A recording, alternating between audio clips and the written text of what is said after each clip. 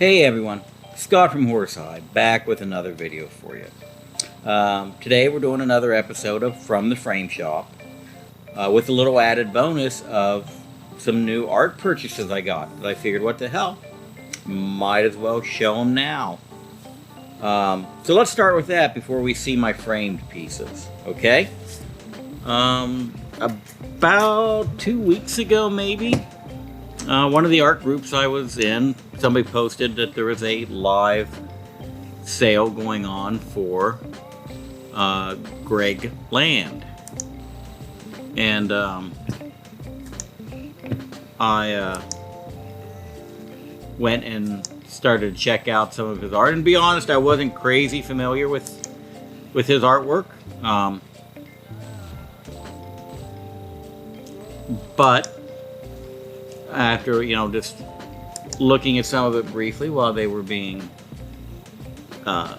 thrown up on the screen for sale at this IG Live sale, I saw a couple that kind of interested me, and made contact with them through Becker about some other pieces. Did a quick rewind on their show, and somehow ended up with 4 pieces of art. So let me get the right screen up again. Let's take a look at it. Oh, not that one. Not yet. Camera 4. There we go. That's better. So this piece from Uncanny X-Men 530, page 18. And never read it. No fucking clue what's going on. But all I saw were 5 heads on a shelf.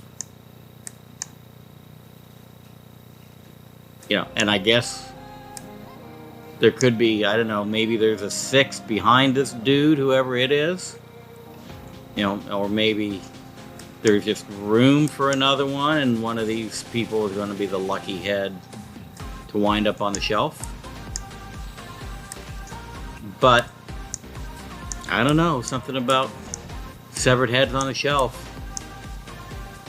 sucked me in on this one. So this was the first piece I saw that kind of piqued my interest, and I just tried to do a really fast rewind on the show to catch them while they were live.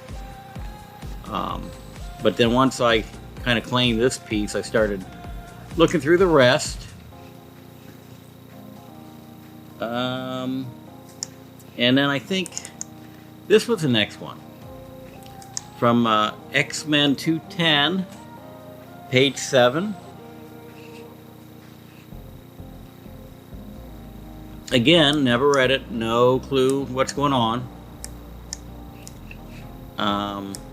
Might be a little more apparent in the finished piece since he has the word ocean written here. This panel will probably make more sense. But, burnt out skulls and skeletons.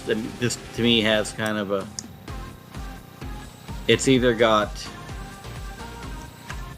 an acid look, or it's got I've been eaten by rodents look. I don't know. Whatever it is, it's one that jumped out at me. So I snatched it up. I guess based on the carnage here in this next panel, it could be a fire. But then I'm also kind of thrown off by this panel above that says ocean. So if anybody knows what's going on in this particular page, let me know in the comments, because I'm too fucking lazy to look it up.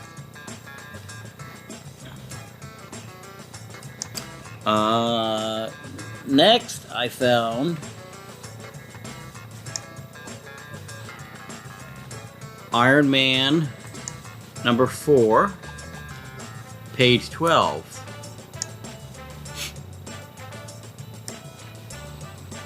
Again, never read it, no clue what's going on, but the page is kind of jumped out at me. One, there's a big fucking gun. And two, there's maybe it's a severed head, maybe it's still hanging by strings to the torso. I don't know. But how you can't miss that. You can't miss that gun. The kind of cryptic writing on the walls and blood or whatever in the background. Again, no clue what's going on, but this page kind of jumped out at me. And then finally, Incredible Hulk 708, page 19. Just kind of an unusual layout on this page. Not the huge Hulk fan. And I think if I were a Hulk fan, this Hulk face would not be my go-to.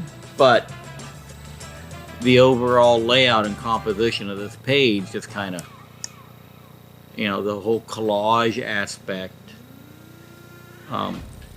Plus, it's a strong page. It's got Hulk and I'm assuming Banner on it. And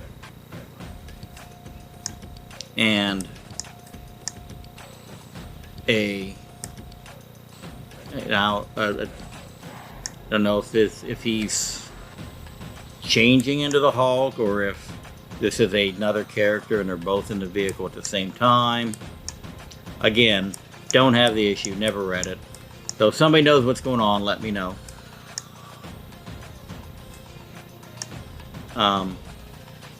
Be interesting to know if they filled in the license plate in the finished version. They digitally put something in there.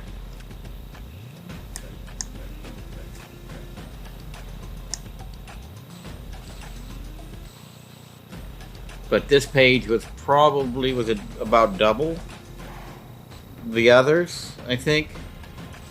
And these pages were all really, really reasonable. I think this page was 300.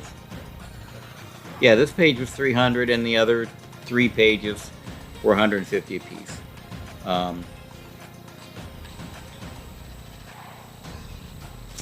But again, this composition, this layout, I found in the past, anytime I take a double look at a piece, it's usually one I end up with.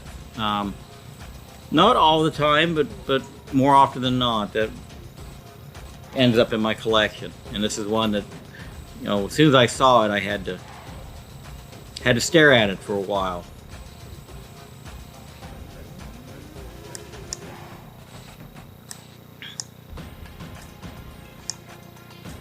So again, if you know what's going on in it, let me know. I'll end up with the issue, because I think you've probably heard me say before, if you own a piece of art, it's an unwritten rule, you kind of have to own the book it came from.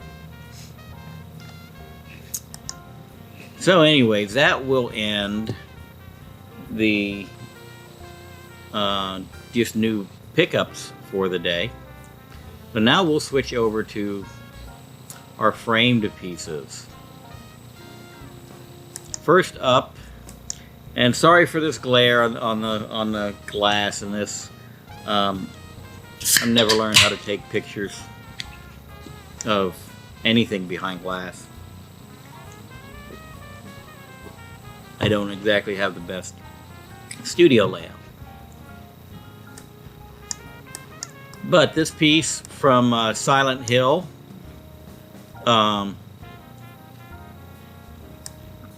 by Menton, framed it, did a double border on this red and the blue, try and bring out the blue down here in the eyeball. And of course there's red all over the place. And then this wood grainy, distressed looking border frame to hopefully kind of pull it all together. Like I said, there's a little better close-up, trying to bring out the blues and the reds.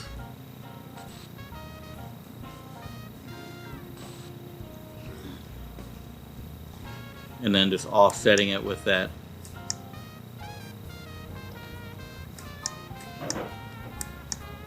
black matting.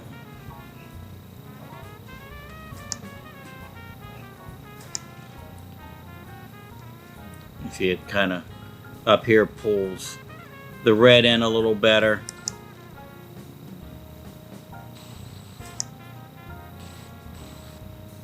And then again, when you put it all together, I think it worked out pretty well.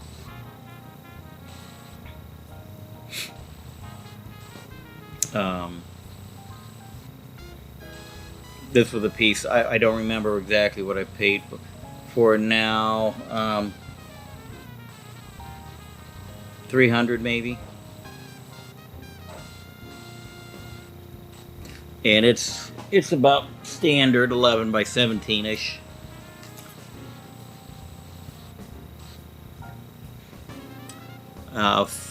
The last piece from the frame shop was another piece by Minton.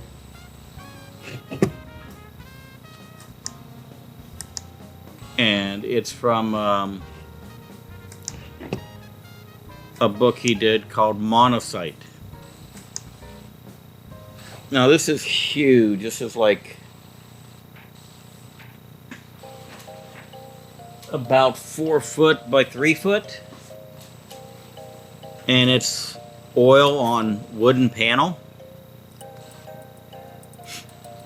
You know, so there's not a lot you can do when it's oil on board. So I went with this free floating frame for it. And there's just enough space in between the frame,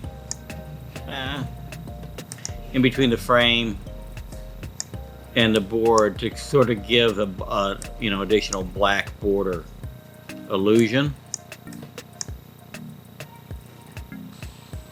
just to set it off.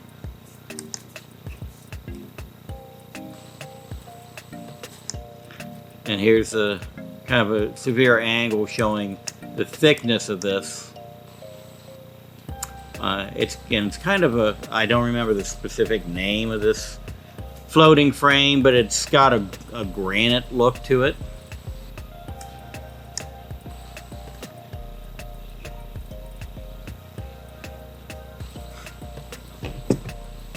So when viewed from the side, that part of it really pops out. And I took a couple close-ups here of and sadly I have not read this, so I don't know what's going on. But this is the wraparound cover to issue 1.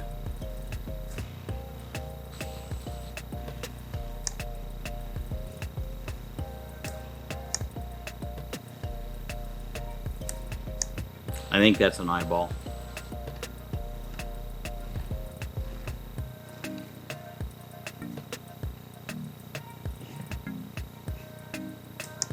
And then we got this little dude floating up here with kind of a chain looking umbilical cord.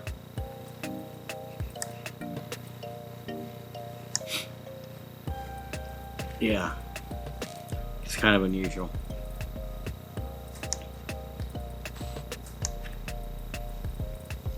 But again, it's a wraparound cover, so we've got a divider.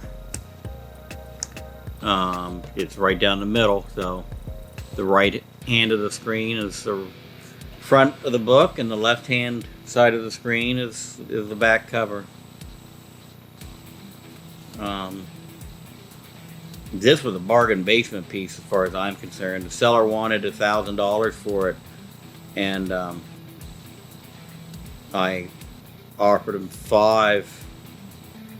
expecting him to not even respond. And by God, he took it. So, I mean, at that price, I just could not pass it up. Especially since I made an offer, right? And you can see here's a umbilical cord, chain, tether back to this little dude.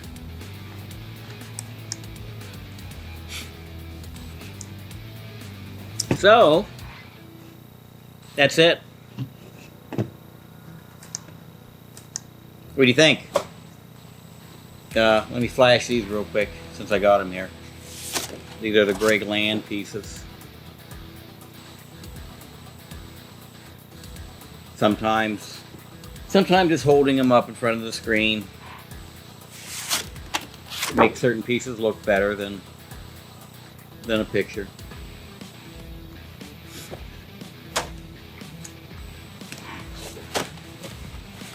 Oh, and in case anybody was wondering, years. This one, X-Men 530 was 2010. 2008 on this particular X-Men. The Iron Man is 2012. And Hulk is 2017. And there's a little doodle on the back of this. No idea what it's supposed to be.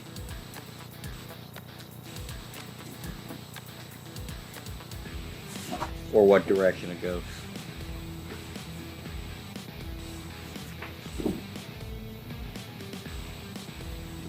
So, that's it. Let me know what you think. How did I do with my frame selection? And what do you think of this Greg Land stuff? Again, please, if anybody knows what's up with the severed heads, I would definitely be interested in that. And also, wouldn't mind knowing what exactly went on here. So, yeah. That's it for this one. I got more art. I got a big stack of Buddy Mask over there. I keep saying I'm going to do that, and it's coming. I'm working on it. I'm trying to get all my slides prepped for it. But I will do my Buddy Mask video. And I've got a few books I just got. I'm going to do a video on that here shortly. And I'm not sure which order I'm going to drop these in, so you'll see one or the other first. And then again, maybe in the next week or 10 days, I will get this Buddy Mask done for you. So, that's it. No more art laying around.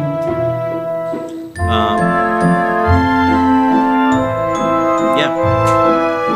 So, as usual, until next time, I'm Scott from Horserside, and I want to know what's in your heart.